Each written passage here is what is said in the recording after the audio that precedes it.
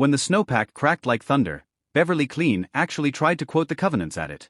She screamed over the deep rolling roar, "I am the president of the Frost Pine Bluffs Owners Association. This is a designated celebration slope." Her sentence was swallowed by the sound. Up on the ridge, a white fracture line ripped across the loaded slope, and the entire face of the mountain started moving. 30 seconds earlier, Beverly had been bragging that our HOA could override alarmist avalanche bulletins.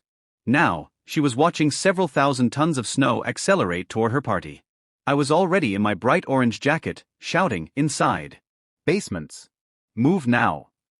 My name is Oliver Kane, structural engineer and part-time ski patroller. I moved to Frost Pine Bluffs because I loved the snow. I quickly learned the HOA president, Beverly Clean, was the self-appointed Empress of Snow. She loved the phrase "our slope," saying it like she had bought the mountain with a Nordstrom card. My crime was knowing things about snow she didn't. When I installed a simple blue and orange driveway marker, she knocked on my door.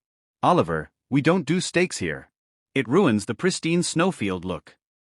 She handed me a glossy packet of bylaws that discouraged roof rakes, claiming natural snow loads contribute to the alpine chalet aesthetic. Our continuous snow blanket was literally labeled a runout zone on the county map. When the season turned unstable, I quietly installed a low-profile snow fence and deflection berm on my property. 2 days later, I got a violation notice: unapproved earthworks on community slopes.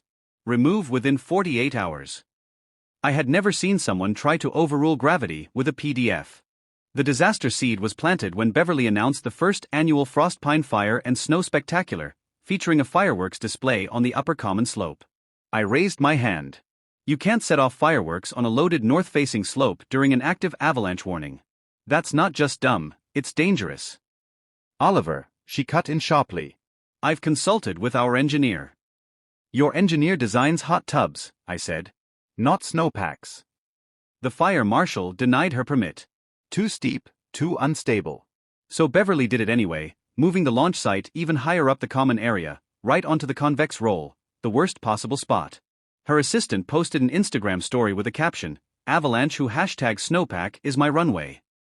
I sent one last email to the HOA, carbon copying the county avalanche forecaster and the sheriff. Subject line: imminent risk from HOA fireworks on start zone. The sheriff actually called me back. "Is it really that bad?" "Let me put it this way," I said. "If you're coming up tonight, don't park in the cul-de-sac." By 7:30 p.m., the snow was glowing blue. The sheriff's truck pulled up just as Beverly, wrapped in white faux fur, lit the first fuse. The first fireworks cracked off, sending concussion waves through the surface layer of snow. Nothing happened. Beverly turned, triumphant. "See? Fabulous and safe." She lit more. A whole row went off. Thunk, thunk, thunk into the slab. A hush fell. Then the mountain whumped. A deep, hollow sound like someone hitting a drum the size of a house. A fracture line shot across the face of the slope. I grabbed the air horn and laid on it, then screamed, "Basements go." The sheriff yelled into his radio, "We've got a slide breaking."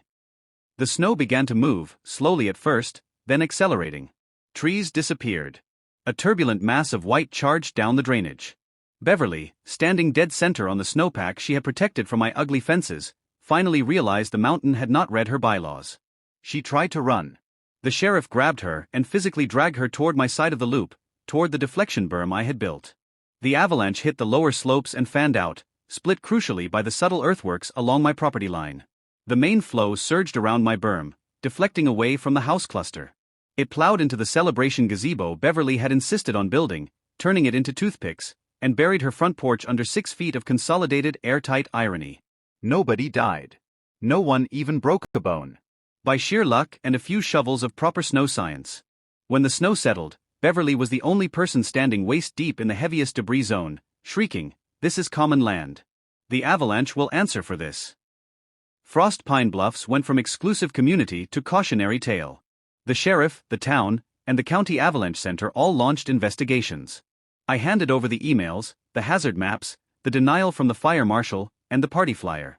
The local news ran the viral helmet cam footage where Beverly announced, "As HOA president, I overrule the avalanche bulletin.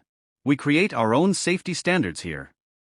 Within a week, Beverly was facing a stack of citations for illegal fireworks and reckless endangerment. Her defense, that this was a community decision, crumbled when every board member testified she had threatened them with fines.